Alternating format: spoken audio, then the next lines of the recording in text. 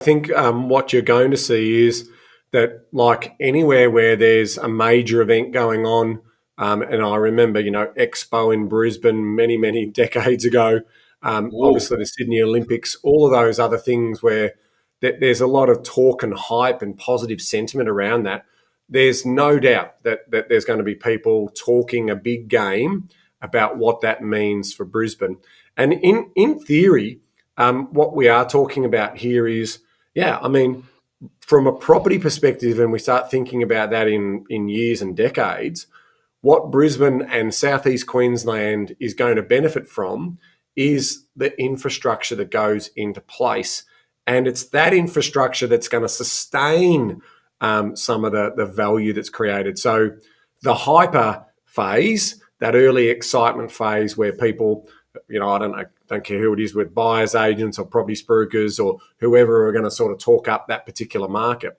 I'm not so sure about the short term benefits, other than if you convince enough people from a sentiment point of view to jump in, it might have a little bit of a spike on the property prices. But historically speaking, it's going to be judged in terms of the longer term. And so I think Jeremy's making the right question, asking the right question there about what do I think about it long term? Well, yeah, basically Brisbane is going to be beamed out to the world as this very livable city. It's going to beam out the Gold Coast. It's going to beam out the sunny coast. So we're going to have that surf, that lifestyle, that freedom, all of those things that come with that. But we also just don't let everyone come and set up camp in Australia. You've got to go through a visa process.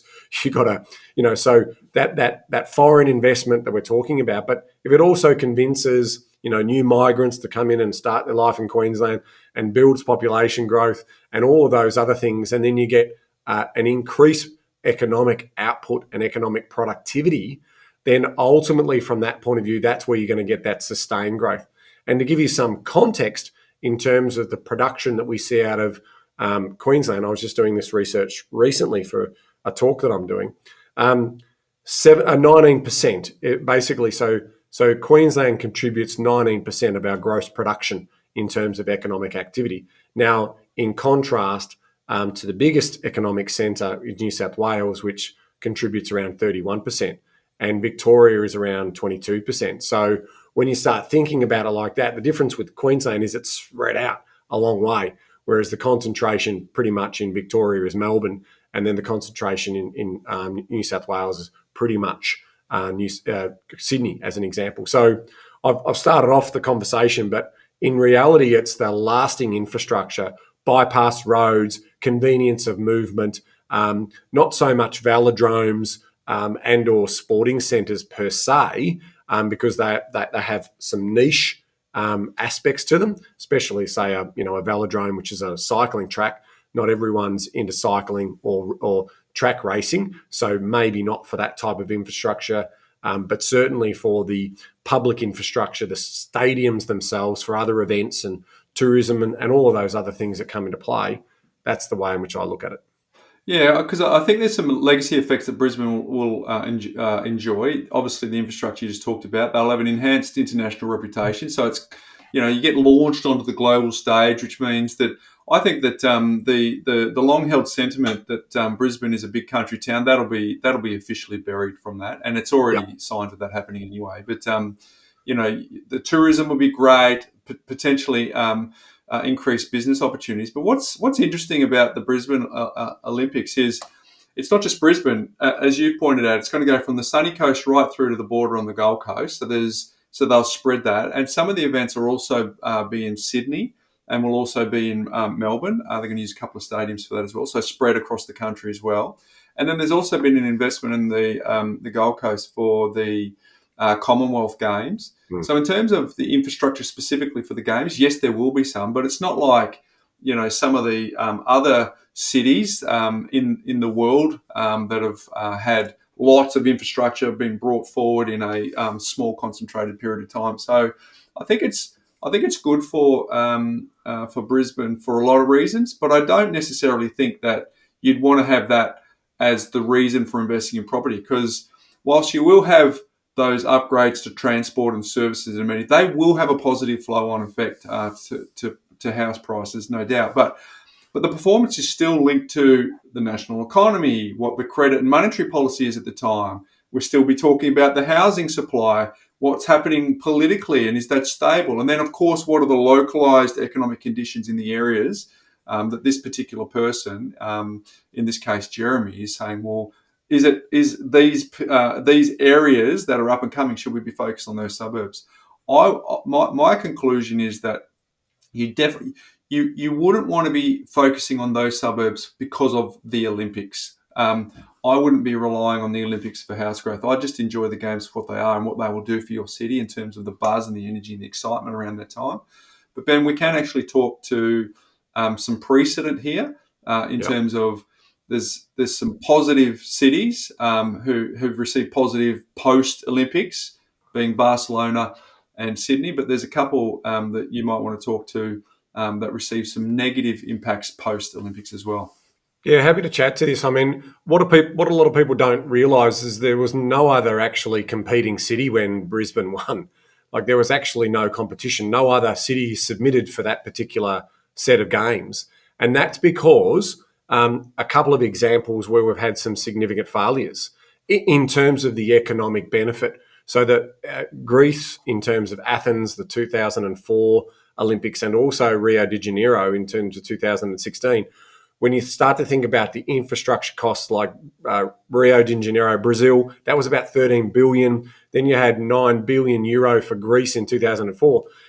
Now these days, with security risk, the terrorism threats, all of those other things, it just escalates, the amount of cost that goes into that. And that's very hard to recover economically. And so what we've seen in the poor examples is that the economic benefit, that flywheel that we talk about, just didn't arrive. And then, because we're carrying this enormous amount of debt from the legacy of those two games, those cities then struggle. They go into austerity measures. They can't pay back the debt. The infrastructure that they've built is then not maintained at the level that it needs to do. So you've got to be thinking about all of those aspects, and that's where you see those failures. And then you look at Sydney and Barcelona, which were incredibly positive. I mean, Barcelona used it as a relaunching pad to reconsider coming visit Barcelona, and now they have millions of tourists coming in, and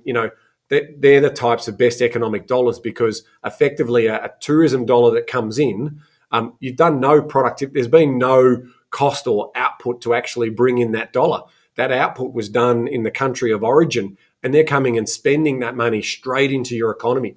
And so that's left Barcelona as being really an international city. Now, they also benefit from proximity, see, whereas Australia, we're a long-haul destination, and in terms of a lot of people from overseas, they only get 2 weeks of annual holiday a year unless they're retired. So in a lot of countries, there's not a lot of sort of buckets of leave. We're very blessed to have 4 weeks annual leave.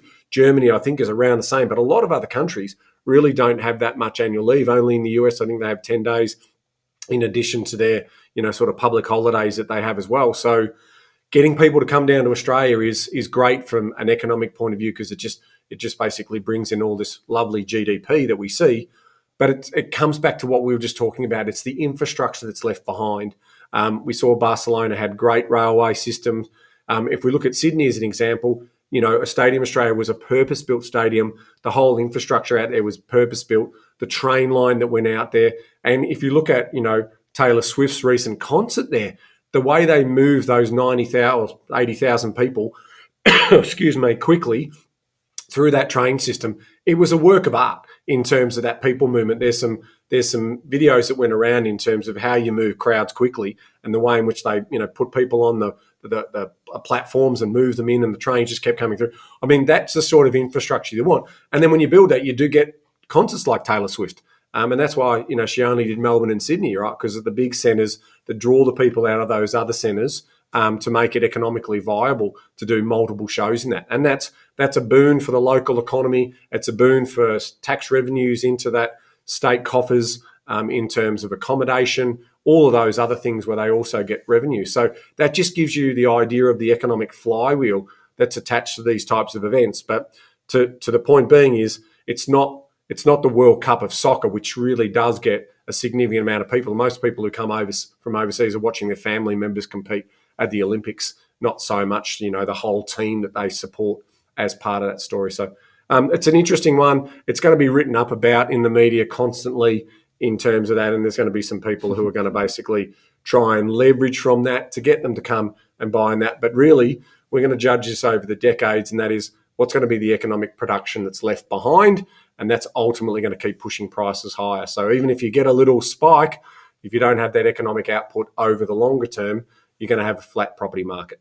And if you think about the demand side too, Ben, you touched on it already, but the ability for these people overseas to be able to buy these properties is limited. They've got to get Foreign Investment Review Board qualification. It's for most, they have to buy brand new. So it's more about looking through the filter of just standard demand with the supply conditions, and there will be a window of time when the Olympics are in that town where people can get short-term opportunities to charge higher rents for short-term stays and short-term accommodation. So there will be some opportunities for windfall for a very short period of time. But through the lens, to quote Charlie Munger, Ben, through the mental model that we overlay for property investment decisions, it's a decades game, not the big shows coming to town for 5 minutes game. So largely our recommendation here to your question, Jeremy, is largely around think more about the economy, the monetary policy, the housing supply, the political stability, and the localised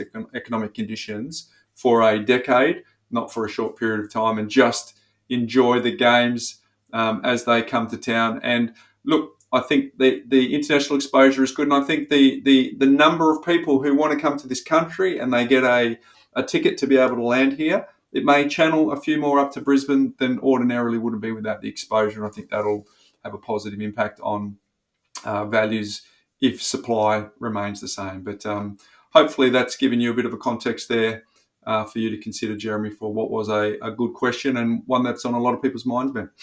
Yeah, very much so. Very much so.